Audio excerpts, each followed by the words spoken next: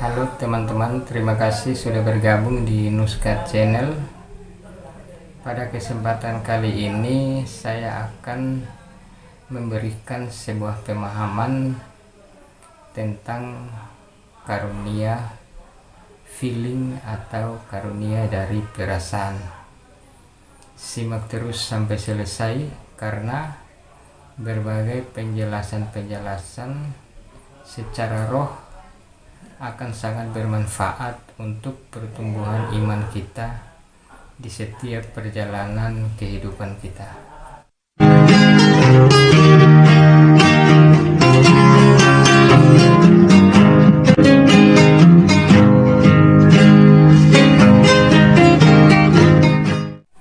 Teman-teman, untuk menjelaskan tentang karunia memang sesuatu yang sangat sulit.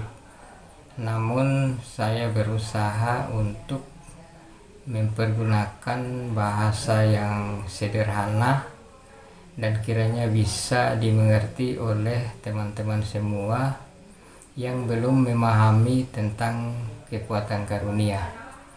Penjelasan saya tentang kekuatan karunia seperti yang sudah terjelaskan di video-video sebelumnya dan juga pada video ini adalah kekuatan karunia yang ada hubungannya secara spiritual, kekuatan gaib Allah, atau yang ada kaitannya secara roh.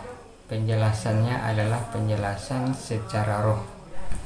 Teman-teman, karunia terbagi menjadi 5 jenis atau 5 bagian kekuatan yang akan kita rasakan di dalam tubuh kita. Ada karunia dari penglihatan, yaitu fokusnya dari mata. Ada karunia dari pendengaran, yaitu fokusnya dari telinga. Ada karunia dari feeling atau perasaan yang fokusnya dari hati yang dikendalikan oleh pikiran. Karunia dari kekuatan pikiran. Dan yang kelima adalah karunia dari gerak-gerik tubuh.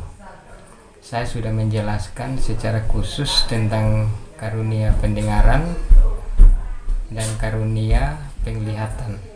Dan pada video ini saya akan memberikan pemahaman tentang karunia dari feeling atau perasaan. Teman-teman, yang saya jelaskan adalah tentang apa yang kita rasakan di dalam tubuh kita pada saat kita memiliki kekuatan karunia Roh Kudus. Kita jangan menganggap bahwa kita memiliki kekuatan karunia Roh Kudus namun kita tidak merasakan hal spiritual atau seperti ada suatu kekuatan roh yang bekerja di dalam diri kita. Jika kita hanya merasa seperti biasa sebagai manusia normal pada umumnya, maka itu belum termasuk dalam suatu kekuatan karunia.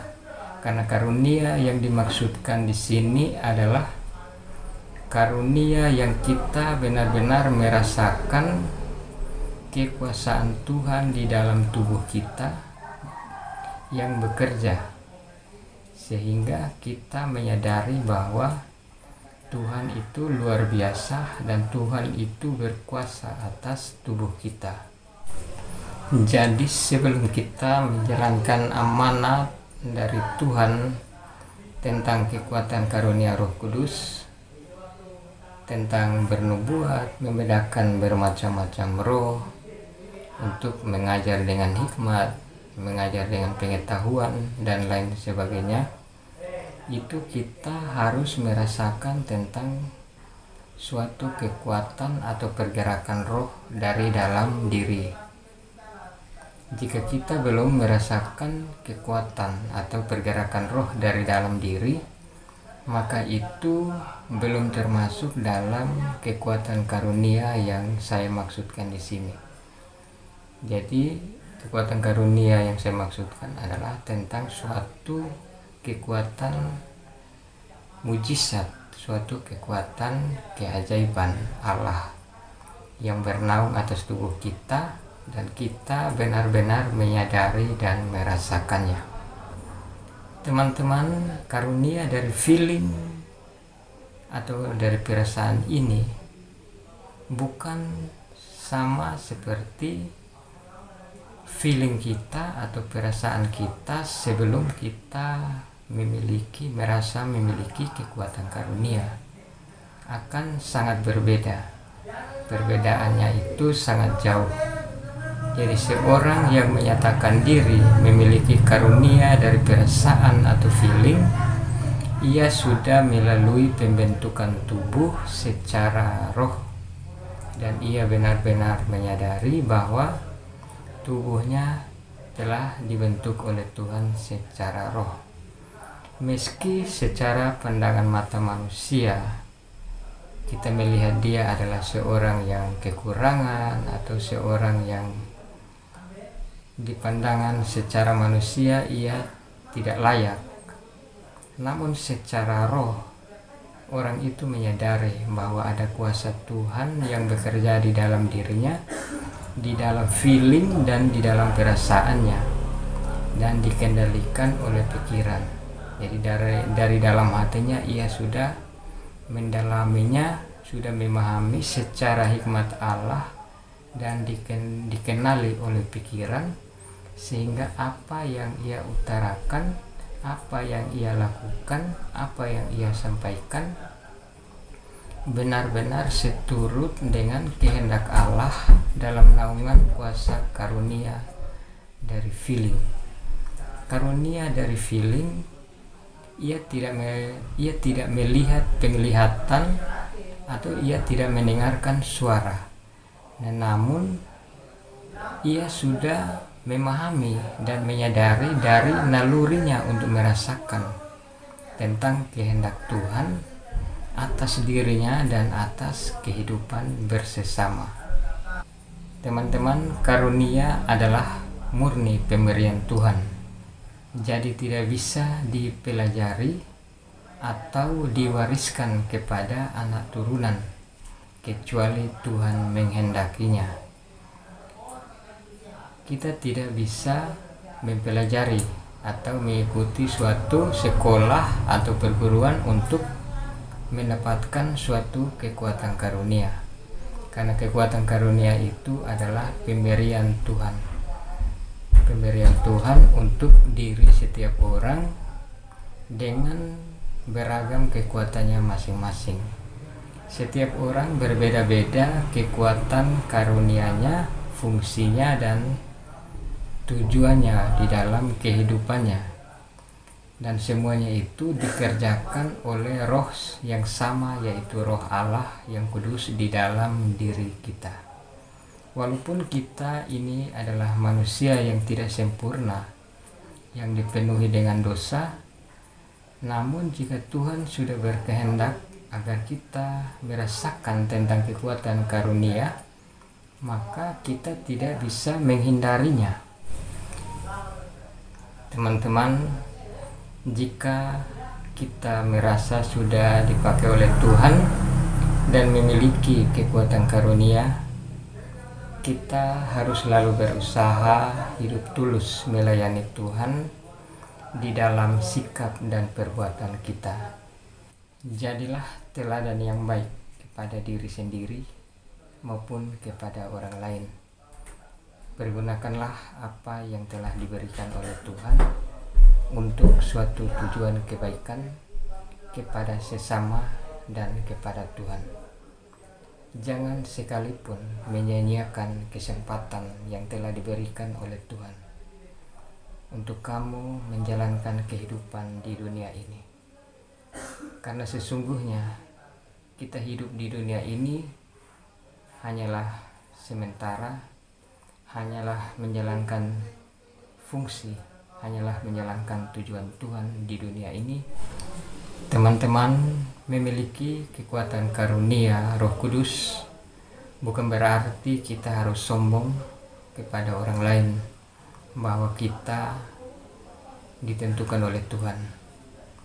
Karena memiliki kekuatan karunia merupakan suatu beban, merupakan suatu tanggungan yang sangat berat secara batin, karena berbagai kendala kehidupan akan kita lalui demi menjaga keutuhan.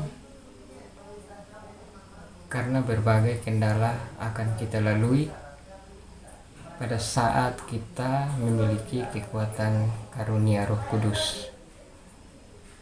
Saya dulu menganggap bahwa memiliki kekuatan karunia itu sesuatu yang sangat luar biasa. Namun setelah saya merasakan tentang kekuatan karunia, terkadang hadir rasa putus asa dan kecewa dari dalam diri. Kenapa dulu saya selalu berniat dan berharap ingin memiliki kekuatan karunia? Teman-teman, dulu sebelum saya memiliki kemampuan karunia, saya selalu terobsesi ingin memiliki kekuatan karunia untuk menyembuhkan. Namun seiring berjalannya waktu, Tuhan menunjukkan kepada saya jalan-jalannya, dan kekuatan karunia yang saya dapatkan untuk saat ini, saya belum bisa menyembuhkan orang. Saya hanya bisa membantu, mendoakan.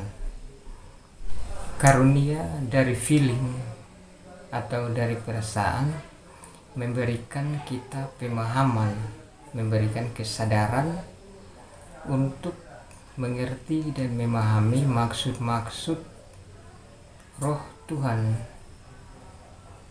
kepada sesama manusia dan kepada diri sendiri, dan juga maksud-maksud pernyataan Tuhan yang tertulis di dalam Alkitab dan berbagai kitab-kitab suci lainnya.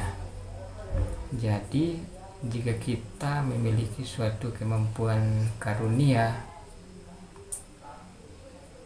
bisa juga kita diarahkan untuk memahami tentang berbagai hal yang tidak mampu dimengerti oleh pikiran secara manusia biasa. Saya benar-benar merasakan perubahan itu pada saat saya merasakan kekuatan karunia di dalam diri saya. Walaupun saya bukan manusia yang sempurna, namun Tuhan memberikan suatu kemampuan yang berbeda untuk menjelaskan tentang berbagai hal yang masih tersembunyi di pandangan manusia. Sampai di sini dulu video saya, penjelasan tentang karunia dari feeling atau perasaan. Sampai jumpa lagi di video berikutnya. Saya akan menjelaskan secara khusus lagi tentang karunia dari kekuatan pikiran. Terima kasih, jangan lupa like, komen, dan subscribe agar channel ini pun semakin berkembang ke depan. Terima kasih dan sampai jumpa.